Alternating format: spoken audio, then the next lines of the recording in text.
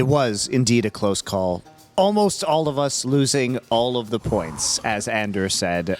We did not, in fact, lose all of the points, though, so it's a good day. It was, yep. Although, if we all lost the points, you know, it wouldn't have been so bad. Well, I got the first one right, so I would have still been, you know... It would have just added to the severity of the upside if it actually happened. Correct. And we do, in fact, have the points ready. If you would like a review from today, who is in the danger zone? We have 6 losers coming up. Oh, I'm still in there? Potter at negative 227. Yubi, 325. Meanwhile, Maui Snake back with his majestic golden halo.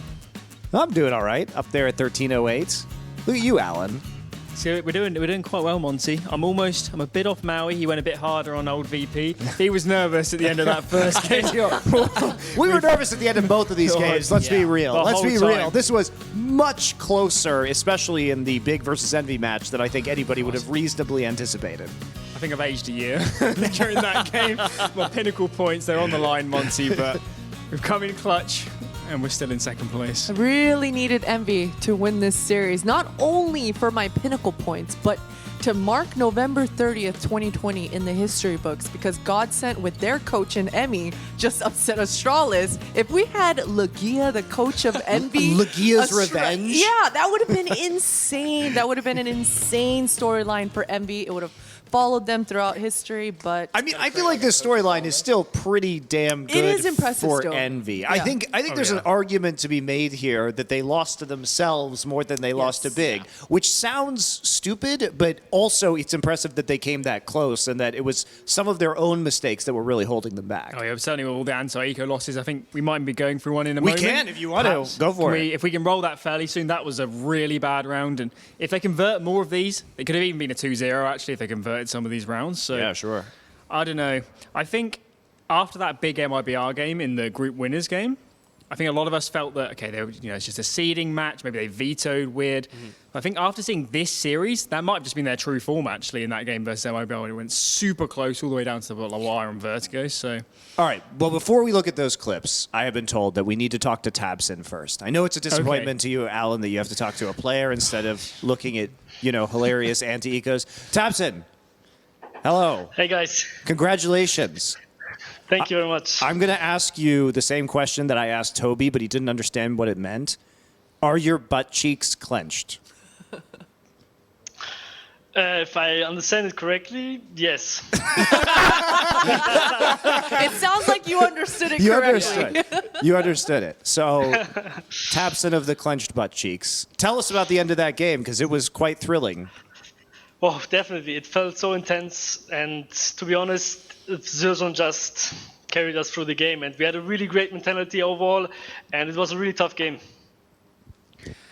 Tabson, I have to ask, I hope you remember this round, but I really wanted to dig into your mentality and your mindset on this nuke. You were outside on CT side, you pushed the T-Red, picked off one of the Envy members, and in that moment you had the time and the smokes to be able to fall back into connector, but you chose to stay there and you got traded out by Legia when you peeked the left of the T-Red box.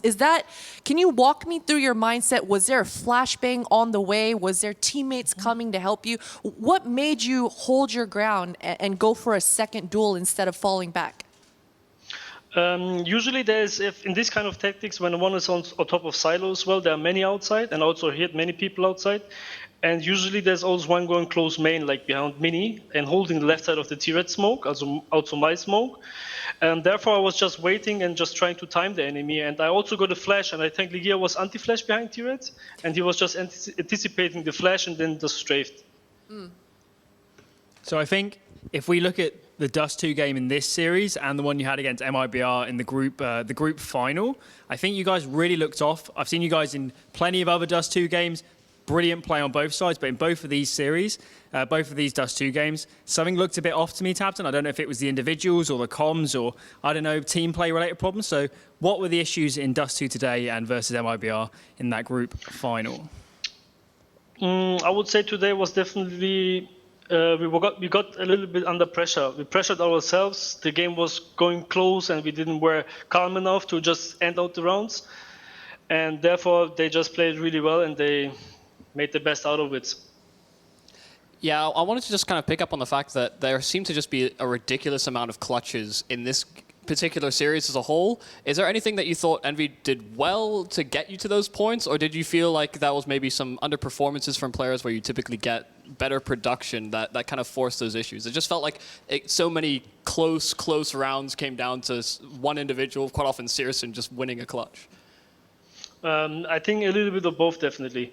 Usually our rounds end up not being in a clutch, but of course it can always go different, and therefore we have a really good clutch player, Zerzon, and also of course one of the best clutch players in the world, Xantares. And therefore we just also play on that they get into the situations to also win these kind of rounds. Yeah, that's fair.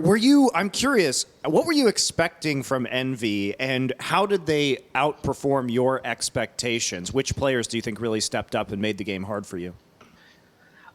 It's a good question. I think they played as a team overall really good. I didn't expect them that they picked us too, to be honest.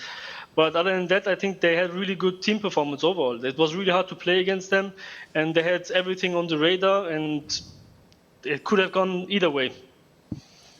Tabson, I have one more question for you. 2020 has been an incredible year for you and for Big. I want to ask, do you prefer being an underdog team coming into tournaments? Earlier in the year, 2020, you guys were always the underdog. And then in the middle of the year, you guys were the top dog that everyone wanted to beat. What do you prefer? How do you prefer to prepare for these series? I think it's easier to be an underdog, of course. But I think it's a nicer feeling to be the favorite and just to show that, basically just to prove it. And prove for your myself, point, I just make like a statement. Exactly. Yeah. Okay. So we were told a couple weeks ago when you guys last played that you would be boot camping soon. Have you guys started that process of trying to play together? Because I've noticed some of your players still seem to be remote. So when are you guys going to start doing that? Slowly we started already. Kaito he did arrive, I think, a few days ago. Now we are kind of doing, like every day basically it's an online bootcamp. We are tracking like 6 days out of 7. And so to speak, it's basically every time bootcamp. But we will try that everyone can be here at some point. Of course, because of the situation, it's not the easiest thing. But we will try to make the best out of it. Fair enough. Well, thank you very much for joining us, Tabson. Really big congratulations. It was a very exciting series to watch you guys play. We'll see you advancing in our winners bracket now. And you will be facing off against our winner from earlier today, which is Virtus Pro. Do you have any final thoughts about that upcoming matchup? I'm really excited to play against them. It was a long time when we played them last time, and they definitely stepped it up. Recently, they were winning many games. And I expect it to be a really tough game as well. Many teams are very good lately, and to show it again. All right, well, congratulations. We'll see you in a few days for that winners matchup, and we'll have to see more of Envy in the lower bracket. So thank you very much, Tabson. Thank you very much, and enjoy the beer. Cheers. We will. We will enjoy the beer. I hope you enjoy a nice German beer as well, Tabson. All right, Virtus Pro versus Big, as we just said, up there in the winners bracket. Tomorrow, we have our other games from the quarterfinals, and that will be Dignitas Vi versus Fnatic and OG versus MIBR. Kind of interesting matches both, because I don't think any of us really expected Dignitas Vi to be here, and especially that second match with OG getting upset by Genji earlier in the tournament and having some struggles recently, and MIBR overperforming. That one could be closer than many people expect. Also, lower bracket, Mad Lions versus Envy, and then also the two teams that lose tomorrow. So Mad Lions versus Envy also looking potentially very competitive now, which is not something that we would have guessed coming into today. Yeah, I think with the OG MIBR game tomorrow, from speaking to some other people, some people think that is very heavily OG, and it could just be a straight 2-0. I don't think that's going to be the case. I can see that game being really close, especially for how MIBR played in that group final versus Big. So I'm on the desk for that game. I'm looking forward to it, and hopefully it's a cracker. All right. Well, what else do we have today here at the Blind Spot? We've got some replays, I guess, to go over. Can do. I can experience those anti-ecos again. You can experience the anti-ecos again. And the shame that was flooding forth from Envy in those matches. It is, I mean, I can't even imagine how frustrating over all those maps it must have been. And also, Alan, you were wrong. They couldn't fix it between maps 2 and 3, as I said. On the desk, you like to hype it up. You have good expectations. The thing is, so my background's in coaching, and honestly, seeing teams losing anti-ecos is really hard to watch because it's just the sort of thing you should just clean up in your game. It's like anytime an anti-eco is won, it's normally the team with the guns that loses it. It's very rare that a team on Deagles or whatever just completely out-aims and frags out. So it's almost always the team with the guns making the mistakes. In this case, it was definitely Envy making the mistakes. Even though Searson, incredible clutch, incredible play late round there, still Envy had to make a lot of mistakes. And it was the same out throughout the series. We saw that first map had a couple of anti-eco losses, and it just really fell apart for Envy here. And if they'd won those anti-ecos, they could have won this series and then gone into a semi-final versus VP, who they're not the most consistent team here. So, yeah. And that round, too, as if it didn't sting enough, getting the 2 kills off the collateral, that is just brutal on the op. And, it was fun to hear Semler talking about it as if he pulled the exact right card that he needed in the river in a poker game, because it did kind of feel like that. It must sting a lot for Envy to realize how close they were to winning that, and if a couple of things had gone a different way, that they would be instead undergoing what was a huge upset, really. Arguably the biggest upset, although OG versus Genji with 2 stand-ins was pretty fucking big. So pretty close, and if it had happened, I think, given that this was in a playoff and it wasn't, that was the first game, one of the first games of the tournament, you could make a case, a bit rusty coming in, had no idea what to expect from Genji. If they'd lost this game, Big had lost this game, it really might have been one of the biggest upsets of the entire year, in my opinion, in terms of kind of the stature of the match as well. So they just about survived. My pinnacle points survived. So we're still going. I was mostly concerned about his pinnacle points. The thing is, it was big clutches, and then anti-eco wins that Big actually survived this map. And if like you said, even during the desk segments, if there were cleaned up anti-ecos in the first 2 maps, they would have been more blowout scorelines for Envy, which is kind of a surprising take to come into this, because we could be sitting here talking about a 2-0 Envy. Yeah, exactly. Instead, we end up with just a ridiculously close game all the way through, where we're saying how crazy Zentares and Saracen and everything is, and then just this must be a heartbreaking loss for Envy. Is the only thing, because they were this close. I do feel like there is a really good takeaway here from Envy, though, which is these are the things in your game that you can definitely clean up. Mm-hmm. And if you can keep everything else at the same level, well, damn, that's looking pretty good for Envy moving forward. Yeah, exactly. And I think that's the important thing to just consider and keep in mind, is the baby steps aspect. Mm-hmm. Just because in the beginning of the day, this was such a long shot. It was such a David and Goliath story. Yep. But the fact that Envy made it competitive and in fact even could have 2-0'd Big, it's so many great things that Envy can take away with themselves. And as long as they can have that sort of perspective and look back on this series and take away something from it, I think that's really all that matters for a team in Envy's position. Well, I mean, it sounds silly, but you want to have the stupid problems if you're a team, right? Because the stupid problems are the fixable problems. The complex problems are like, oh shit, maybe we have to start over or make a roster change or something like that. So, I mean, obviously, you put a timeline on fixing the stupid problems, but I feel like this is a much better scenario to be in if you're Envy than perhaps where they were even earlier in Flashpoint. So if you look at it from a perspective how they actually improved throughout the 3 series they've played now, it's actually pretty incredible in terms of whatever it's been, 3 weeks since that first series against Forza. They've had so many problems. All the aspects of the game were falling apart. Even though the series went close, they had a lot of problems. MIBR looked better. And obviously in this game, they took potentially a top 5 team in the world to the absolute limit, and if they just cleaned up some anti-ecos,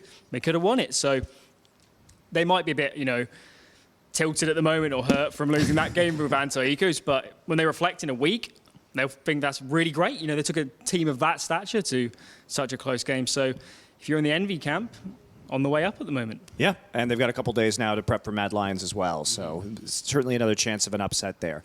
I think that's enough Counter-Strike for today, however. It's time to play some classic drinking games.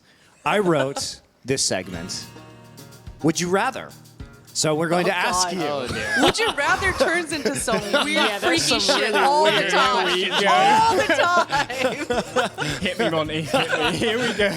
Our producer, Reese, helped me out, too. So I wrote about half of these. Maybe there's some in here that I haven't even seen. We're about to find out. It's more fun that way. So would you rather sign a 3-year contract with Nifty but you get to choose the other 3 teammates. Or, I wrote this one, sign a 3-year contract with Gen G with its 3-man core of Kusta, Bentet, and Automatic, but you can't pick the 5th player. Dude, this is actually a legit would you rather I question. know. Yeah. Wow. I'm good at this. See? Okay. I was waiting for freaky, like, would you rather do some weird, I'll things? ask- but I'll ask this Alan. is legitimate. Weird thing Yeah, to this be- is I- legitimate. I will ask Alan that later. He has to answer the gross one, okay? This is really tough, I think. Do I have to sign Nifty and also let him pick his role? No, you can do whatever you want with Nifty. Okay, that's good, because I'd go with the first one. I just wouldn't let him IGL. Okay. I think he had a good performance today, so this is actually a great time to ask this question because he has looked kind of match by match better. I'd probably take number 2 because I do think Genji's roster could be pretty decent with just a few player changes. Obviously, if I can't pick the 5th player, that could really... You are also that one could- of the players. Oh, am I one of the players? Yes. That would be a nightmare. This is would you rather. Would you rather? You are on this team, Alan. That would be a disaster.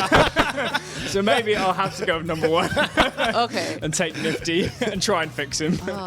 No, well, this changes things. If I'm the player, then I take number You're 2 a for pro sure. player. I know, but I take number 2 for sure because at least I can lean on the fact that these 3 are core and they actually have some legitimate shit going on. Whereas with number 1, I mean, that's trying to make like a squad that can actually be But you can pick any top 3 3 players. Exactly. That's what I'm saying. But I'm not good enough to hang with those top 3, so then I would be dragging the squad down. So I'd go with number 2 so then I can blame it on the 3 core and not on myself. I see. The selfish play. Yeah, I didn't realize I had to be a part of this roster Yeah, as well. yeah. Like, I'm definitely going to be dead weight. It's called Would You Rather, guys. I know, I Who just did you assumed think? We're what- signing a 3-year I contract? thought we were the GMs. Orgers. Yeah, exactly. No. Okay, fine. All right. All right, Marky, which one would you where do? did you? I'm just curious what you guys thought because there's clearly only 4 players on either of those teams, so you would have to be one of them. Whatever. Yeah, okay. I well, would choose the first one just because I could actually get some of the best players in the world to carry my ass. See, I have the opposite mentality of Christine, Good where idea. I don't have the shame. I already know I have no skills at this game, so they can just carry me. It's fine. Do you have the budget to make this happen, though, in this scenario, in this hypothetical? Yes, it's hypothetical where you have Okay. infinite budget and you can get any player. All right. Would you rather listen to Anders talk about conspiracy theories for 1 hour or listen to Bardolph talk about mechanical keyboards for 3 hours? Anders, It's a tricky one. conspiracy, 100%. I mean, the thing about the Anders one here is this has already happened to me. I've genuinely had him explain to me for like an hour about cryptocurrency and why we live in a simulation. And then he had an argument with Duncan about like e-girls or something. So we had it all on that He night. was trying to explain something about Ethereum the other day. I was just like, Anders, what are you saying? just tune out. Yeah, can I pick both? In a weird way, I'm like fascinated by the conspiracy theories, but like also I want to build a masochist, keyboard. I see. A masochist. So it's something about the whole concept of it is like perplexing. It's interesting. I would pick mechanical keyboards for 3 hours because I feel like I would at least learn something that I cared about. It's true.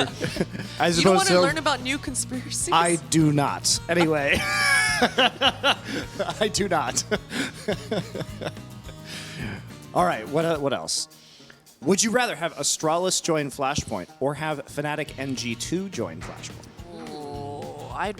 I'd rather have Astralis join Flashpoint. I already see Astralis everywhere else, man. I don't know if I. If it's I need online, it. I'll take Fnatic and G2. Yeah. If it goes back to LAN, I'd have Astralis, I think. That's fair. So you probably take Astralis because we're hoping we're not in the long online run, yes, forever. Okay. probably Astralis, but I'd take Astralis just because I want to see what Thorn says on the desk leading up to an Astralis series, right? Like, I no, mean, but what about G2 Nico? That could be incredible. That- in If the they that'll did be come in, good could too. there be like rules about if you have 6 people on your roster, you have to sub them in at some point?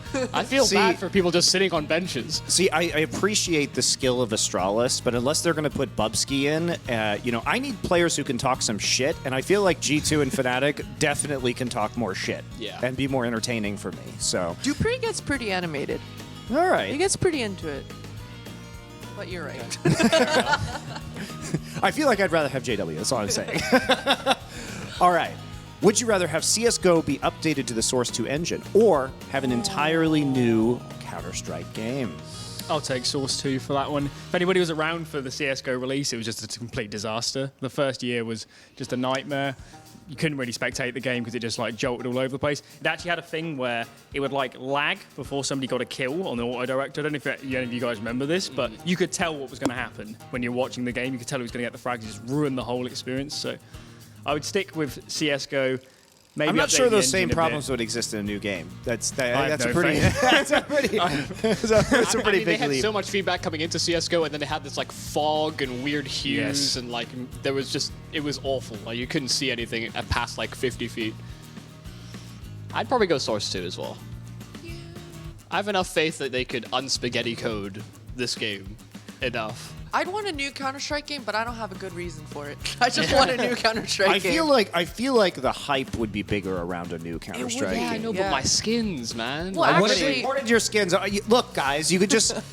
You guys fucking suck at hypotheticals. You could literally just say, well, I wouldn't rather have one if it didn't port my skins, or I choose that it ports my skins. You know, you can just make up what you want. yeah, It's I a know, but in hypothetical. Counter-Strike Source, they had like weird player model skins and everything, and that never transferred over to the game. So I don't know what they're taking away from me this time. But you have You make the control rules. over this Oh, thought shoot. process. Holy shit, you guys. My God. This is like the most literal table of all time. Can I make the new Counter-Strike game? Is that allowed in this hypothetical? Yes. Then I'll take that. Okay, great. And I'll Anyway. fix all the problems. Alan. Monty's regretting this game. He's regretting Counter-Strike everything. Alan is what we'll call it. All right. Have Flashpoint become a League tournament, a League of Legends tournament, or have Flashpoint become a Valorant I want to hear what you tournament? have to say first on this one. I mean, I feel like you're gonna have like So I mean, obviously selfishly, I would have it become a League tournament because I think we could do amazing things with some of the League of Legends players, and especially the history in the game. Holy shit, we could do just insane content around that. Valorant doesn't have the same history, and I feel like that's one of our strengths here at Flashpoint. If you watched like Thorin's playoff intro earlier today, fucking great. So But I mean, the tournament name is actually just an ability in Valorant. So I mean, the branding is already there. that's true. But we have our tactical shooter, so I would prefer to do a League. What about you guys? I think I'd take League as well. I used to watch quite a lot of League back in the day, 2014-15, when Riot ruined the OGN format. So did. rest in peace. But before We can that, have it, Alan. We can have it back. yes, we let's can have it back. have some nice group stages, some good matchups. Samsung Blue back, Real KT Arrows. tournaments. Real tournaments. Let's have it all back. On the beach in Busan. Let's go. Yes. Here's the other thing, guys. We could actually run Flashpoint in Korea. Okay. Yes. Yeah, that would be sick. Yes. That would actually be sick. Back to my homeland. Back to my motherland. That would be sick. See, that's the problem with Counter-Strike is, I literally thought for half a second this year, I was like, we have to run this during its pandemic. We could do a LAN in Korea if everybody just quarantined, because then we wouldn't have the same restrictions. But then I was like, well, then we're at a time zone where we have no fans, so we can't do that. But, if we did a League of Legends tournament, we could definitely do it. All right, let's keep going. Would you rather have Thorin win at Among Us or have me? I didn't write this one. Have me your poison. win at Among Us. Straight up, I'm just gonna have to pick you. I'd rather you win because every time we've played, Thorn has always tried to throw me out the airlock. Every single time. Even if I'm right in everything I'm saying, it's like, look at what he's doing this round. It's definitely suspicious. It's so different than what happened last time. Like, come on, man. I can't catch a break. Oh.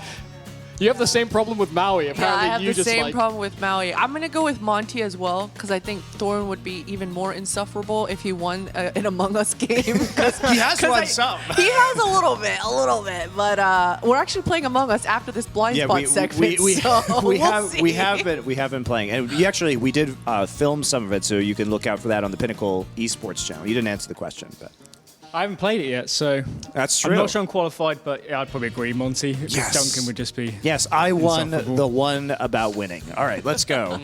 Next. Would you rather go out in the sea in a boat driven by Bardolph or go out anywhere in a car driven by Bardolph? Oh man, this is interesting. I mean, I go on a boat. That sounds fun. Yeah, I'd go out in the sea too. he dives, doesn't he? Yeah, that doesn't mean you can drive a boat. That is true. I think he has a powerboat license. Oh, okay. Or something like that, I yeah. I just I'm think pretty sure. I just think it sounds super enjoyable Yes, personally. It does Yeah. sound more interesting. I'll take the boat. I would actually enjoy that. All right. Would you rather have Dignitas upset Fnatic or have Fnatic dominate Dignitas? Dominate, Good please. question for tomorrow. Wow. Please dominate. After that big envy, I need to see no more upset wins, no more underdog stories. I want to see Fnatic smashing Dignitas. I want to see Heath out of the server, back to streaming or whatever he did before. I don't know, is this that weird caster's curse thing where like you pick one of these options and then the opposite becomes true tomorrow? I mean, as I told you earlier today, Alan, I want upsets, and the reason is because I want those teams to draw more viewership, and the more games they play in the losers bracket, because you have to play more games, especially if you're knocked down in the first round. I think you have to play, 3 more matches than you would going through the winners bracket. So I want that. I want that viewership for Flashpoint. So everybody, Fnatic, big, get in the fucking losers bracket. MIBR, get down there. Like, everybody down there. Just everybody upsets the whole tournament. I feel pretty good about MIBR being down there, though, to be fair. The others would probably be upsets. Yeah. All right. Would you rather play on a team captained by Bardolph or play on a team captained by Andrew? I'll assume this means a CSGO team. Has to be. Okay. Wow, this is... I think I have to pick Bardolph. I think Anders would get too much into like the theoretical, like perfect, I want to do all of this, whereas Bardolph's just like, let's just run and kill some shit. I don't think there's like... There's a big difference tactically between these two in-game leaders, and I don't think Anders has the adaptiveness. So like he's not going to change his style. Just be like, oh, we should have just traded better next round. It's like doesn't actually fix our problem. I'm going to disagree with you, Yumi. I'm going to go with Anders. I'm a fan of theory crafting, and as wild as Anders' theory crafting can get, we can always kind of pull him back down to reality and have a good I'll see you after the coin. Yeah. Come on. I'll see you after the quadruple nade stack in this one position. just go for like random spams every round, all the nade stacks, all the random stuff. So be a lot of fun with Anders. I'm not sure Bardolph would be an incredible in-game leader from what I've seen from the show matches, to be honest. So I'll take Anders, and yeah, that'd be a great team. All right, let's keep going. Do we have any more? Oh my God, there's so many of them. Oh, this is the last one. Oh, this is a good one. Would you rather have iBuyPower get unbanned or have VSM get unbanned? Keeping in mind that iBuyPower is currently playing Valorant and Skadoodle is washed, so they might not come back even if you unbanned them. But this is a hypothetical, so if I would have them unbanned and rewind, go back in time and watch them in, That's fair. 2015 and on. But if that's not possible, then for sure VSM. Yeah, I feel like on the VSM one, we haven't kind of been like spited by it yet. We haven't had an opportunity where he could play in a Val tournament. So maybe if that happened, pretty disappointed about it. But you just got to go with the iBuyPower one here. I think a lot of us in the community kind of feel they got pretty hard done by on that one when there was no rules at the time. VSM was 13. I mean, both of them should probably be unbanned at this point. exactly. Yeah. But yeah, I'll take iBuyPower. I probably have the same sort of hypothetical, retroactive, like go back in time thing. If this was agree actually... on the going back in time, but considering most of them are playing Valorant right now and there's no guarantee they would come back to CSGO, although I don't think they leave. I feel like no, but okay, so if you can't reverse time. Ah, I see. But I do feel like that if they were suddenly unbanned, that at least some of them would probably choose to come back to CSGO, especially because the salaries they would be offered would probably be just ridiculous. I just think you would have been soured by the whole thing for too long. Like, oh, a new game comes out, there's a competition, we go to the new game, and now suddenly you want us back. Like, that's some creepy psychological ex-girlfriend kind of shenanigans. And it's you kind of said it, awkward. Monty. Skadoodle's washed up. I feel like if they came back now, all of them would just get destroyed. Literally just destroyed right now in 2020 if they came back. 100%. That's fair. That's fair. I think VSM getting out would be superior at this juncture For in sure. time. Yeah. Right Personally. now, yeah. Personally. All right. I did promise one final question for Alan. Only Alan has to Here answer. we I will go. answer it as well. Okay. Thank you, Monty, for joining me in whatever's about to happen. I don't punish people with that. Okay. So here's the hypothetical question. You ready? Hit me. Your girlfriend and your mother switch bodies. No. No. Oh, no. You have to sleep with one of them to change it back. Which one do you pick? Just don't do this. Do it, Alan. Pick one. Pressure's on, dude. Twitch chat is judging Jesus you right now. Christ. Twitch chat is judging you right now, Alan. Come on. Yeah, but if I didn't have any hesitation, they'd be judging me a lot more. I think the answer is clear.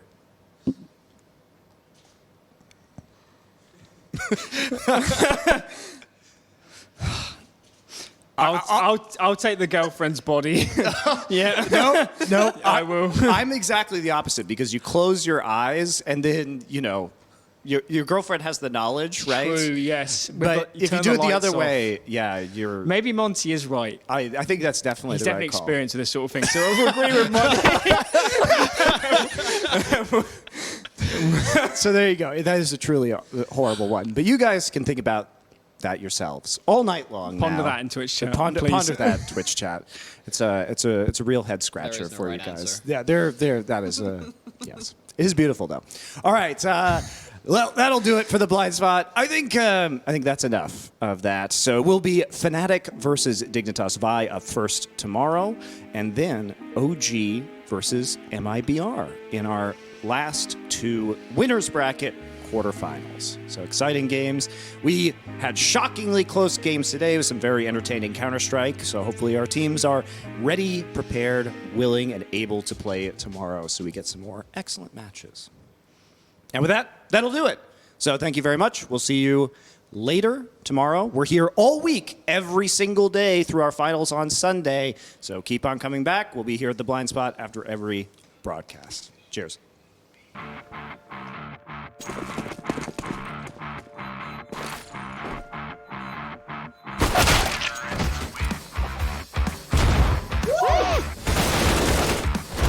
Nice!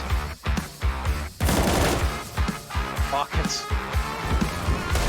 Nice! Nice! Nice!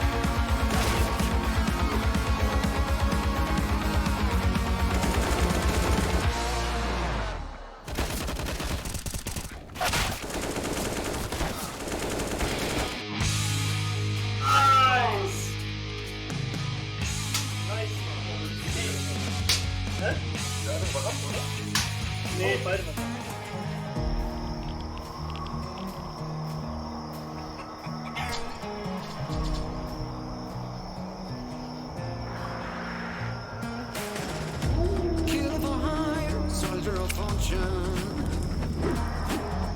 Gotta walk through fire for what's important. And the warrior's blood through your veins is coursing. Kill for hire, soldier of fortune. The whole world's watching every move. Take your shot, don't act a fool.